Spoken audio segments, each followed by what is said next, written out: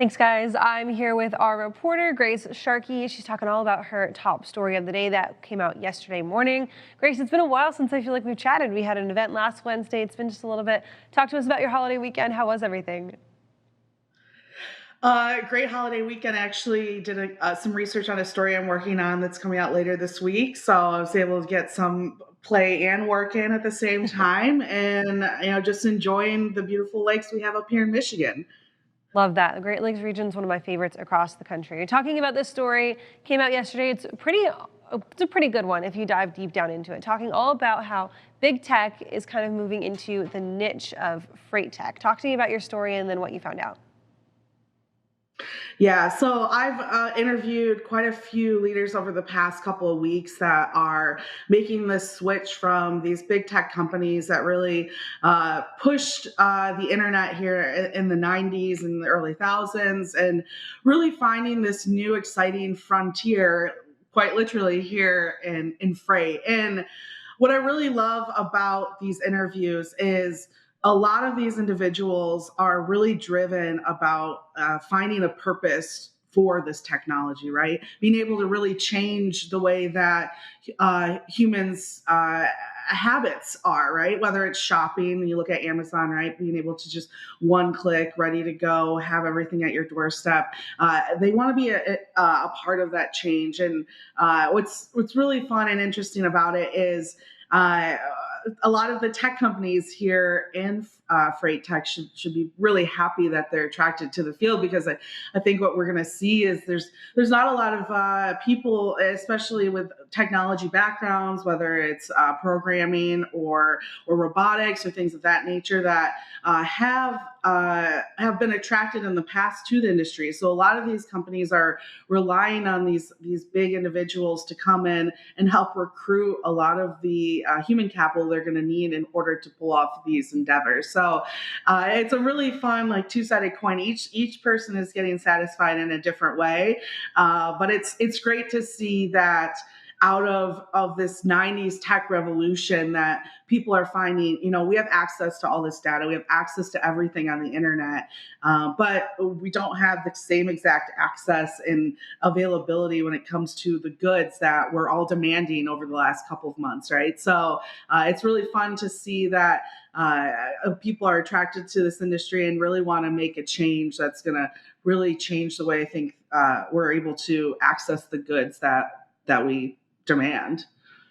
Hey Grace, it's Andrew. I thought back to, I think it was something Chamath Palihapitiya said a few months ago. He had a conversation online, and he basically said for the last 2 decades, we've had the smartest people in our country being paid a lot of money to get people to click ads, more or less working at Facebook, working at Twitter, however have you. And it's great to hear you saying this, that we have people, very smart people coming from big tech to come into freight where they can make a bigger impact, I think, at least on the world. But I ask you, there was a lot of money, people going into ads, working at Facebook, making hundreds of thousands of dollars, even at like a mid-level tech job. So I question, can we pay these people enough to attract them to the industry? And if not, how else can we keep attracting this type of talent?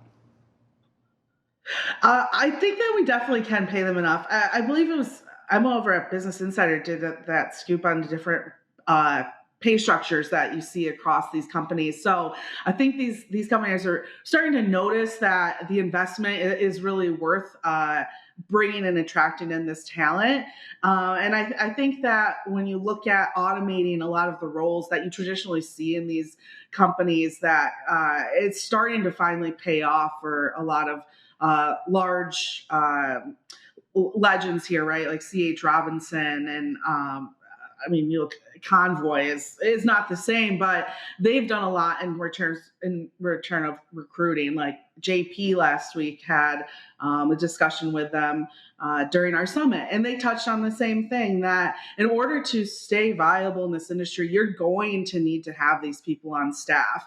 And what's nice is I think there's an even keel, right? You need to have people who have experience to help these individuals who are coming from different tech companies who have absolutely no background at all in logistics, in order to make sure that these tools work and are working for the end consumer, a lot of times carriers and these shippers as well. So I think that we're doing a pretty good job recruiting. I think it's what you're seeing more of, though, is these investments before they get to the point that they're ready to be hired, right? If you look at JB Hunt has been doing a lot of investment in regards to universities at University of Arkansas, and we've had a few different companies that are starting to really focus on how can we train these individuals and how can we make supply chain attractive, even at a college level. I mean, even down to high schools. We have a lot of trucking companies starting to visit these high schools and getting these kids to think about, you know, where their goods come from and how they can really innovate this field. So, you know, the political science nerd in me wants to go all the way down to the grassroots level of things in order to fix it. And I think that companies are starting to finally catch on. And it is here's the thing, you work in especially a brokerage office for like a week, you're going to have an interesting time. There's negatives, but there's a lot of fun and interesting positives. So if you're a problem solver and you want to change the world, FreightTech is the place that you really want to go. Grace, when it comes to FreightTech, we talk a lot about the capital that's available and the investments that have been made in this industry within the last quarter and the last year overall to kind of push things forward. And a lot of people say that we've moved forward, like 5 years within the space of a year.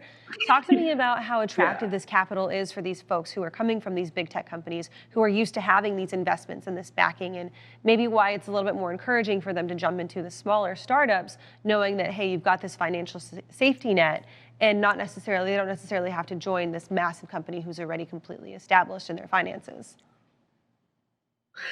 You know, I think that a lot of times the best employees are the ones that are coming on board for a greater cause. So, you know, I've worked with a couple of freight tech companies, more I'd say digital brokers over the past couple of years, and just seeing how they are attacking the space. And what I always find really interesting is that these individuals are very inquisitive and very interested in the problems within this industry, whether or not they've ever even considered them in the past.